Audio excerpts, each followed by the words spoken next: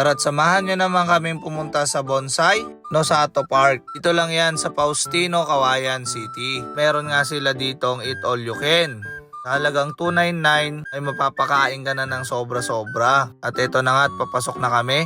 Since banding nga nila misis, napasugod tayo dito. Nauna na nga sila dito at kami na lang hinihintay. Medyo na late na nga kami. Medyo marami pa ring tao dito sa Bonsai Nosato Park. At nandito na nga kami para magbayad sa entrance. 50 pesos nga ang entrance at 299 ang eat all you can. Suma total 349 ang bawat isa sa amin. Sabi ang buffet na yan, napakasarap kainin at napakarami rin nilang gulay. At yung paborito kong buro, syempre. Sira na naman ang diet natin. Sulitin na natin kumain. Makarami nga nilang pagkain dito. Meron lumpiang Shanghai, okoy, shrimps, sitbihon, tokwat, tofu, ulang-lang, laing, pakbet, talong at okra, red egg with kamatis, dinakdakan na puso ng saging, tambo-tambong, banana sweet, rice, sagot gulaman, meron din silang blue, iced tea, pandan juice, four seasons, lemonade, cucumber, brewed coffee. Grabe, napakasulit ng mga inihaw dito at napakasarap. Tilapia, hito, liempo, chicken inasal, barbecue. Pero hindi na namin naabutan yung pusit at naubusan na kami.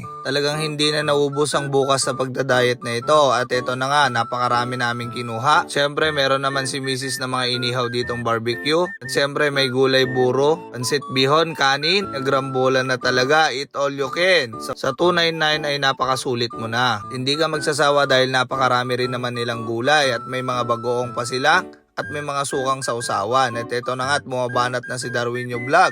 Siyempre si misis ko dyan ay medyo magkaaway muna kami, galit-galit dahil napakaraming kakainin. Masarap ng tilapia na yan. Siyempre yung chicken inasal at may barbecue rin na kasama. Napakasulit nga. Napakaraming juice. Napakasarap mga mag-relax at kumain dito sa Bonsai Park. Sobrang ganda at napakasulit. Sobrang late na namin kaya kukunti na yung tao. Kami na yung last. Kaya yung iba naubusan na tayo. Eto na nga kami. Kompleto yung magpipinsan. Sobrang sarap ng kainan at napakarami na naman namin nakain.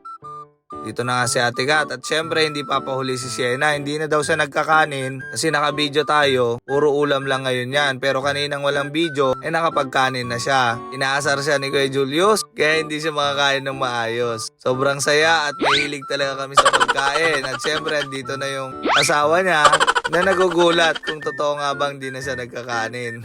Siyempre si Ate Kat, banat na rin ng banat. Talaga sa side ni Bakit ko ay talagang mahilig din kami talaga lahat kumain. At siyempre titikman din natin yung paborito nating tambo-tambong. Ito na nga at pangkape pa nga yung nakuha kong cup.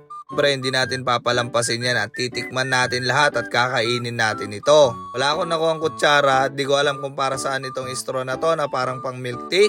At sinupsop ko na lang dito yung tambo-tambong. Ito at medyo nahirapan pa ako magbukas. Tawa nga ako kay Utol Brian kasi tinanong niya kung ano daw yung sinusupsop ko. Akala niya yata milk tea pero hindi niya alam may tambo-tambong. At napakasarap at pumapasok naman yung mga sago sa malaking straw. Ay, sobrang hindi ko kayang umupo sa sobrang busog. Ito na nga yung dalawang magpinsan, si Sienna at si Mrs. Alak pa nga sana namin mag-inuman ng konti kaso hindi na kaya. Nandito nga si Tito Brian at si Tita Sienna ay may regalo pa para sa mga pamangkin namin. Talagang napaka-solid dito sa Bonsai. At syempre, nagpicture-picture na muna bago umuwi kahit sobrang busog. Kaya nga at hindi sila nakompleto. At busy yung iba. Dami nga nilang magpipinsan at ang sasaya nila. Sobrang tawanan at kulitan nilang magpipinsan dito. At ito naman yung mga bulinggit na mga pamangkin namin. Kasama na dyan yung anak ko.